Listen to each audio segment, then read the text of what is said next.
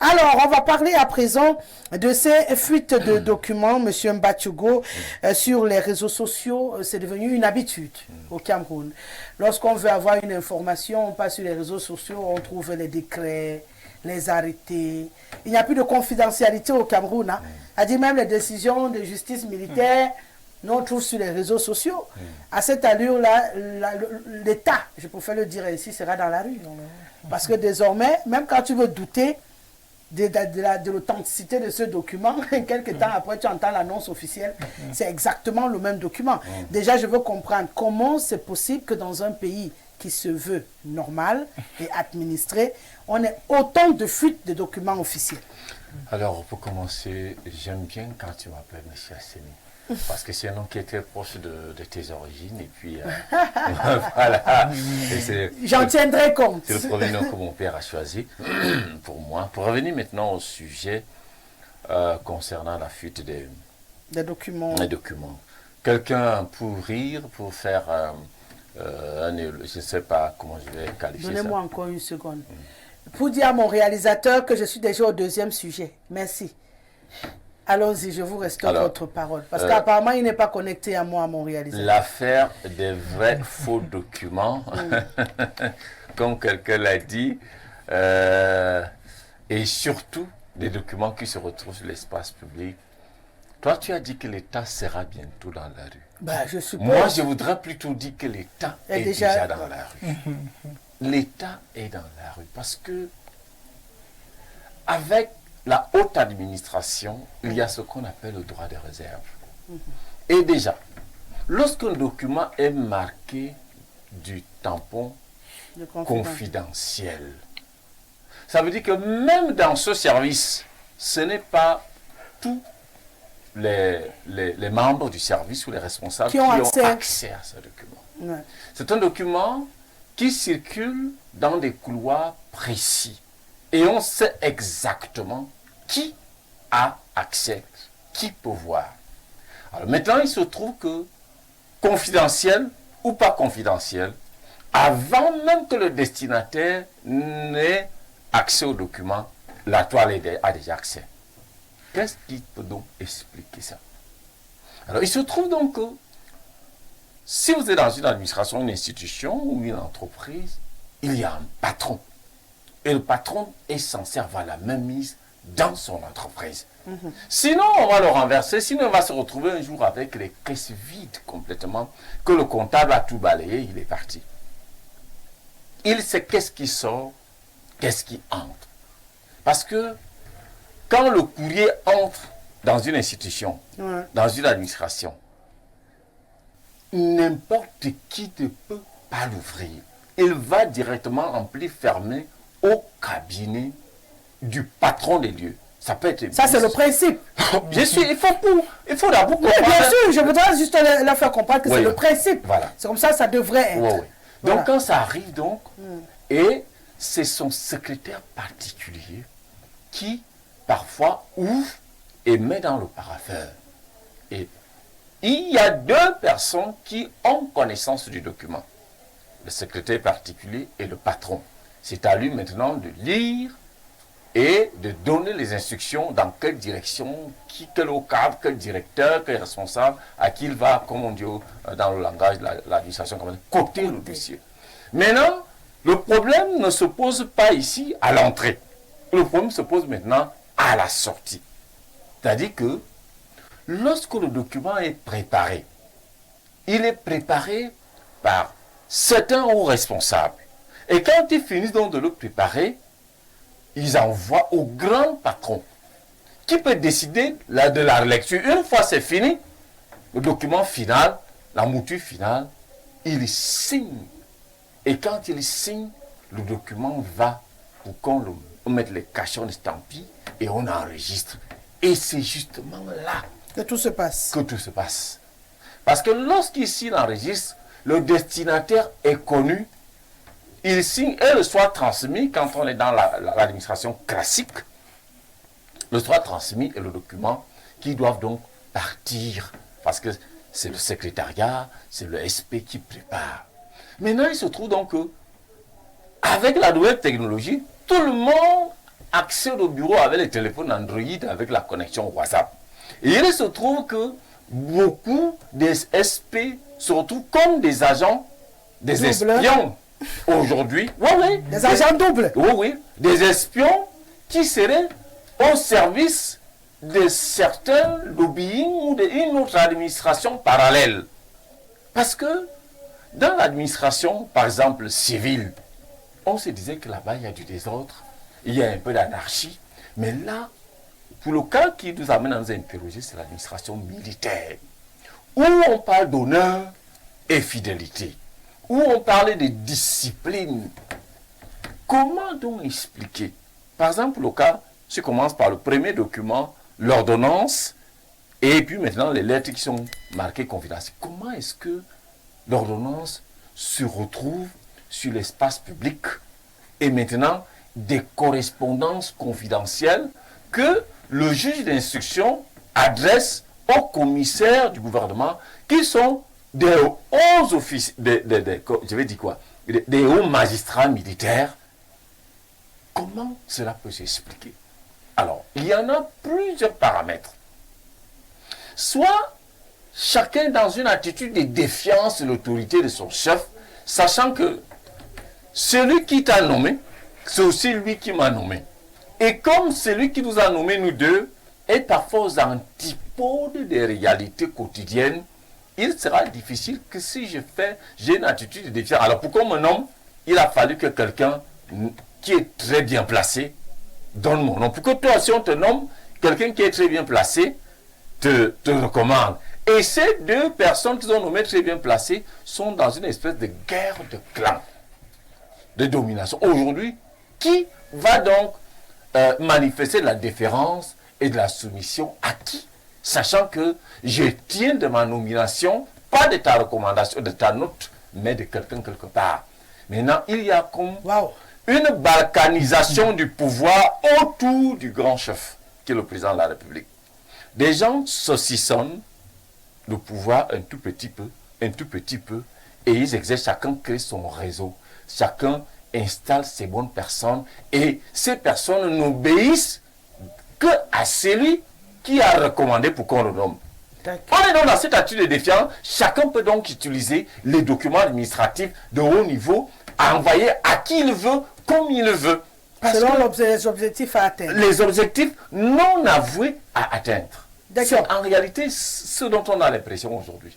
Donc, monsieur Lémé, on a une bataille des réseaux pour faire un bref résumé de ce qu'il veut faire comprendre.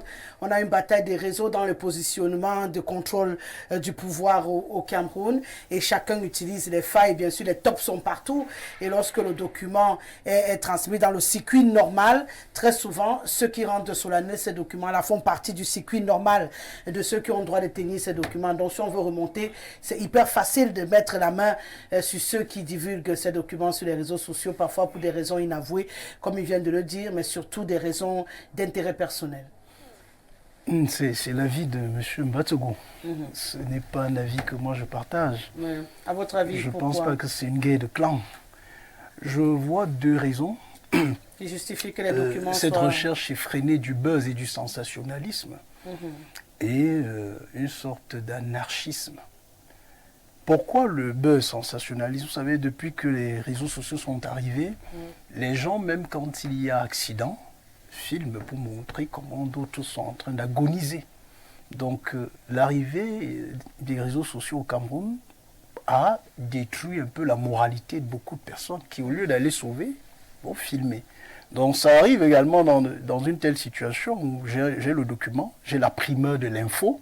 Alors, je suis le premier à vous avoir dit que telle situation est arrivée et ça me donne je ne sais pas quel nombre de points ou de mégas, je ne sais pas. Deuxième chose, l'anarchisme, pseudo-anarchisme, je ne vais pas être péremptoire. C'est-à-dire que... vous n'êtes jamais péremptoire. Non, il faut être nuancé quand on n'a pas fait de recherche sur une question. Ça, c'est ce que moi, mon maître m'a appris. Je ne vais pas le citer. Il est très discret. Donc, quand je dis l'anarchisme, un pseudo-anarchisme, c'est que au travers de la divulgation de ces informations jugées confidentielles, vous êtes en train d'une certaine manière de saper l'autorité de l'État. Parce que l'État ne doit pas être dans la rue. Vous êtes en train de jeter l'État, de jeter la République en pâture. Et les gens peuvent utiliser cette information dans des contours ou dans des sens que vous-même qui avez divulgué dans votre statut, vous ne maîtriserez plus. Et je veux dire aussi un troisième élément, il y a le fait que la sanction pénale n'est pas encore véritablement actée contre de telles personnes. Parce qu'il s'agit d'un délit pénal. Le fait de divulguer des informations sont jugées confidentielles. Ce sont parfois des secrets défense. Et en droit de la communication, vous savez bel et bien qu'il y a des informations qu'on ne divulgue pas. Au-delà même d'être un communicateur, dès lors que vous êtes un individu, personne physique, il y a des secrets, il y a des informations que vous ne devez pas jeter sur la place publique. Et cela, quand vous le faites, vous encourez des sanctions pénales. Donc si le législateur, si le juge également, le ministère public avait commencé aussi à sanctionner, parce que comme il a dit, et là je suis d'accord avec lui, on peut bien mettre la main sur celui qui avait divulgué l'information.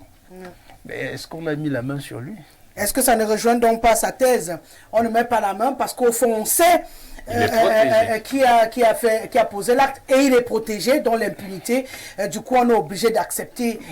Moi, je veux plus fait du côté du fait de la non-application de la loi. Hein. Je ne vais pas dire qu'il est peut-être dans un réseau, dans un clan. C'est une la palissade. C'est une possibilité. C'est une possibilité, sauf que moi, je ne vois pas trop ça sous cet angle. Je vois beaucoup plus le fait qu'il n'y a pas une application réelle de la loi pénale. Parce qu'effectivement, on aurait pu mettre la main sur lui et on peut le censurer. Vous vous limitez à constater les faits. Moi, je suis allé aux origines des faits. Parce que vous dites qu'il n'y a pas application. Alors, la question que moi je me poserais, c'est pourquoi on n'applique pas la loi? Et l'élément, la piste de réponse que j'apporterai, c'est qu'est-ce qui fait donc qu'on n'applique pas la loi? Qui freine l'application de la loi?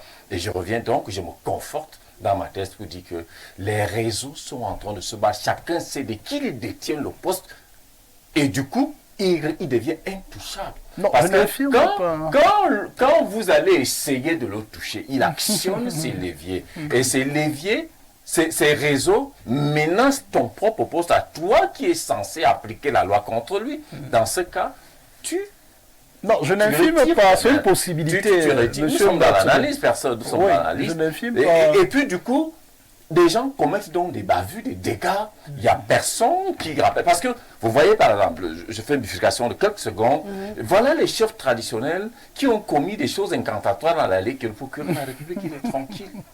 Oui, personne les a interpellés. Ils ont fait des actes de sorcellerie réprimés par la loi, la promotion du tribalisme, la promotion de ceci, réprimés par la loi. Qui est censé s'auto-saisir d'un tel cas? C'est le procureur de la République. Mais sauf que le procureur de la République ne peut pas toucher ces choses parce qu'on sait que s'il touche, on va le soupçonner d'être pro-Canton, on va le soupçonner d'être pro-MRC et les chefs vont se réfugier derrière une telle élite. On ne sait pas quelle élite, quelle personnalité leur a donné de l'argent pour faire telle chose. Vous voyez donc que les gens ne posent pas des actes au hasard. C'est des réseaux qui s'affrontent. C'est une possibilité, sauf que moi, je n'ai pas pris cette piste-là. Mais moi, je l'ai donc prise. Non, il n'y a pas de souci, monsieur Batogo. Chacun a le droit de prendre la piste qu'il veut. Sur ce plateau. L'essentiel est que les téléspectateurs apprécient. Il fallait le préciser. À la maison, monsieur Menunga, la vôtre des pistes sera quelle? Parce qu'apparemment, j'en ai deux pour l'instant. Même si elles se complètent d'une certaine manière et ne s'affrontent pas. Moi, je vois simplement un malentendu, doublement entendu. Ah, je n'avais pas vu l'autre. Attends, tu vois un malentendu, doublement malentendu. Explique-nous. Pourquoi. La première chose, c'est que parfois c'est un test que les gouvernants même font par rapport à un problème pour voir comment on va réagir.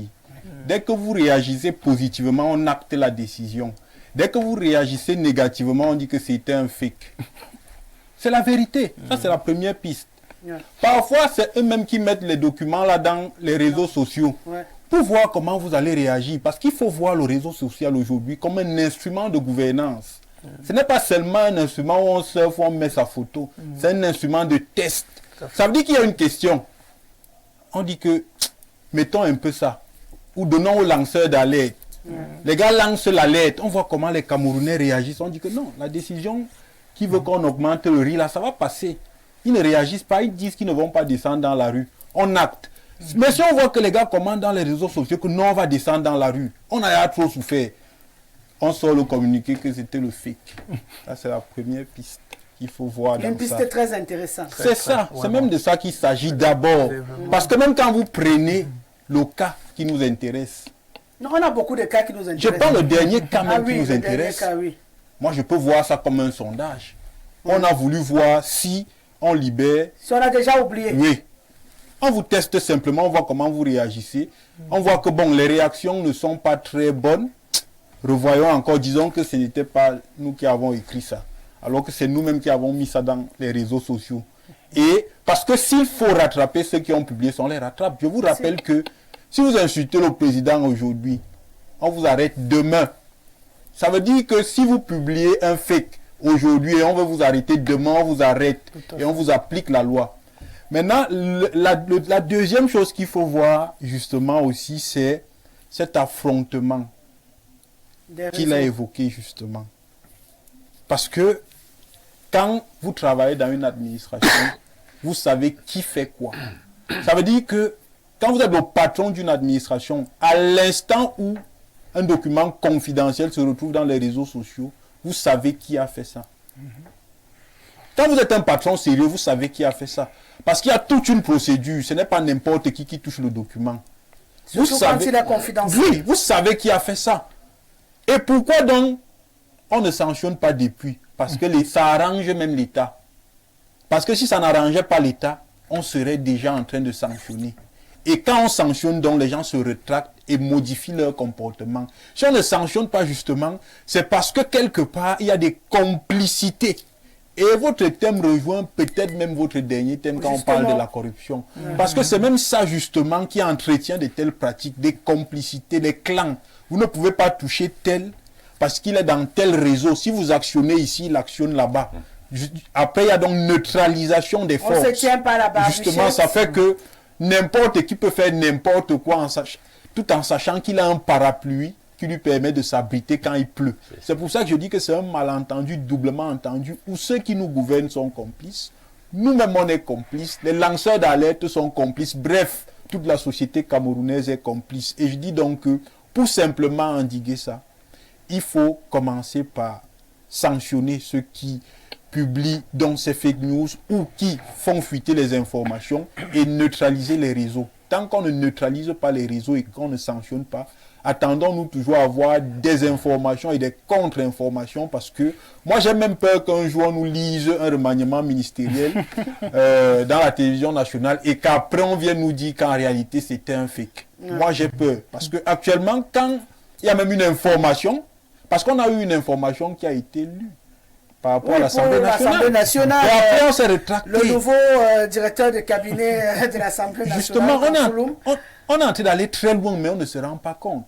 Actuellement, même quand il y a une information à la télévision publique, je prends ça avec beaucoup de pincettes parce que je me dis que d'un moment à l'autre, on pourrait dire qu'on ne se reconnaît pas dans la décision qui a été lue. Et c'est très dangereux. Exactement. Mais lorsque vous dites qu'ils se tiennent par la babichette, je parle de ces différents réseaux, comment tu trouves qu'on pourra donc réussir à briser ces réseaux? Parce que s'il y a équilibre entre eux, qui va prendre le dessus sur qui? C'est vrai qu'il posait la question tout à l'heure. Est-ce que c'est possible donc de briser ces réseaux-là pour juguler cette question des fuites des documents? Moi, je pense que le seul problème qu'on a aujourd'hui, le dit ne voudrait pas dire qu'on est contre des gens ou contre quelqu'un.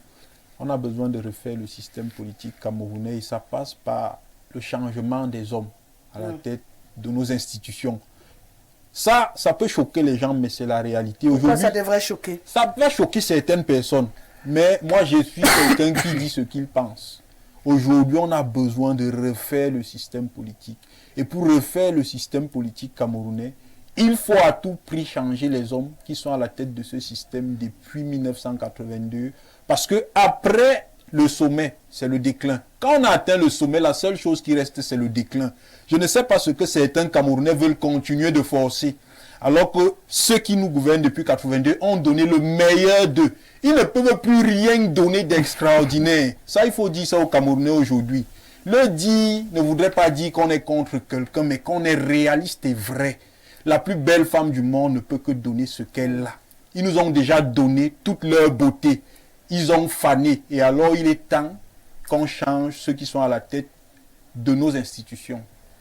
Vous voulez rajouter quelque chose Oui. pour juguler justement guerre des ce réseaux. phénomène, Oui, j'allais dire ce fléau? justement, je fais mien les arguments de l'internationaliste sur un angle quand il parle de buzz à 20%. Parce qu'on a vu par exemple des infirmières effrontées aller filmer la dépouille du cardinal Christian Toubou et de mettre dans les réseaux sociaux dans la perspective du buzz.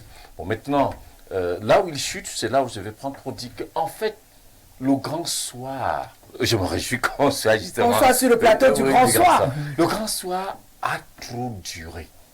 Et ça a provoqué ce qu'on appelle la longue attente. Au sein du gouvernement, vous savez, le pouvoir est comme de la boulimie. N'est pas boulimique celui qui a faim, mais c'est celui qui a l'habitude de manger des mets de haute qualité. Tout à fait. C'est comme ça que le pouvoir y est. Beaucoup de ministres, beaucoup de hauts fonctionnaires, de hauts commis de l'État, ayant mis long dans les hautes fonctions, se réjouissant de toutes les faveurs, ont nourri un certain nombre d'ambitions. Mais, étant tenus par le prince, ils se sont préparés. Ils sont préparés sur le plan financier, sur le plan des réseaux nationaux et internationaux. Mais sauf que le grand soir met trop long À arriver. Ouais. Et l'attente commence aussi à être exagérément longue. Du coup, n'étant pas dans une posture de renverser le prince, ils optent pour le sabotage masqué de l'autorité du prince. Dans ce sens que ils le font sans se présenter pour montrer clairement que l'État n'a plus d'autorité à la tête. Donc, il n'y a plus de... C'est pour ça que quand j'ai commencé à dire que l'État est dans la rue, c'est-à-dire que exploitant, abusant de la diminution de la vivacité du prince, du fait de l'usure de la concentration de tous les pouvoirs qu'il a sur lui et de l'âge qui est déjà trop avancé, parce que quel qu'en soit le surhumanisme dans lequel on peut y être, à cet âge-là, on aura certainement beaucoup de fuites de mémoire, on est attaqué par l'Alzheimer, on est attaqué par beaucoup de maladies, on est attaqué par une fatigue, on est attaqué parce que le pouvoir use. Alors, les princes, je ne veux pas les appeler les princeaux, je préfère ces néologismes-là, tout autour des satellites ambitieux ne savent pas comment faire. Le prince, lui, ayant mis un certain nombre de réseaux antagonistes pour qu'il n'y ait jamais de convergence pour le renverser. Diviser pour mieux Oui. régner. Du coup, il est étouffé, absorbé par son propre système et les réseaux qu'il a mis sur pied. Et les autres, donc, essayent autant que ce peut pour provoquer un élément déclencheur, que ce soit le peuple, mais sauf que le peuple camerounais est comme l'oiseau qui a vu le caillou. Parce qu'il y a eu des tests en 2008 avec les émeutes de la faim. On sait ce qui s'est passé en 84 avec les massacres au poste de push manqué. On a vu les tests avec les marches pacifiques du MRC, la brutalité. Donc, les Camerounais sont donc comme l'oiseau qui a vu le caillou. Tout autour, les fabrications, on appelait ça quoi? L'autre a dit que nous sommes quoi? Les créatures. Les créatures. Voilà, merci beaucoup. Les créatures autour du créateur essaient donc d'inciter, de pousser le peuple à bout. Regardez par exemple la loi des finances. Chaque année, des impôts de plus en plus asphyxiants sont instaurés. Des taxes de plus en plus asphyxiantes sont instaurées. Depuis que, quand je suis né, j'ai trouvé le timbre fiscal, c'était à 100 francs ou à 150. Aujourd'hui, on est à 1500. Vous voyez, au-delà de ça, il y a eu une inflation comme si le Cameroun était le seul pays qui a été touché par le coronavirus ou encore la guerre de l'Ukraine. Tout est devenu cher ici à un niveau. Tout à l'heure, j'étais en train de m'exclamer, je discutais avec un avocat quand il m'a dit qu'une exploitation d'huissier coûte maintenant 30 000. Il y a moins de 10 ans, cela était dans les 15 000. Vous voyez. Donc, ils essayent de provoquer le peuple, mais le peuple s'est désintéressé complètement à adopter un système de résilience tellement élevé. Alors, comment on fait face à ça? Comment on fait? La seule chose où je le rejoins, c'est que il faut renouveler la classe politique. Parce qu'à un moment donné, quand vous avez atteint le meilleur de vous-même, vous n'en donnerez plus pas plus que ce que vous avez déjà donné. Le gouvernement en place, le régime en place, a donné tout ce qu'il pouvait donner. Parce que vous voyez, quand vous regardez par exemple les programmes économiques qu'il propose, c'est les mêmes choses. On n'évalue pas, on change juste les termes, on n'évalue pas. Les gens se sont empressés de s'enrichir. Ils se sont enrichis au point où ils sont déjà encombrés par la richesse et l'argent. Parce qu'ils avaient préparé l'après le prince. Mais sauf que le prince ne part pas. Qu'est-ce qu'on fait donc avec des masses d'argent? C'est pour ça que on peut se retrouver, pas comme c'était, on a vu au Gabon à la télévision. Donc le prince résiste. Oui, oui. Il a battu tous les records. Quelqu'un avec les masses d'argent à la maison.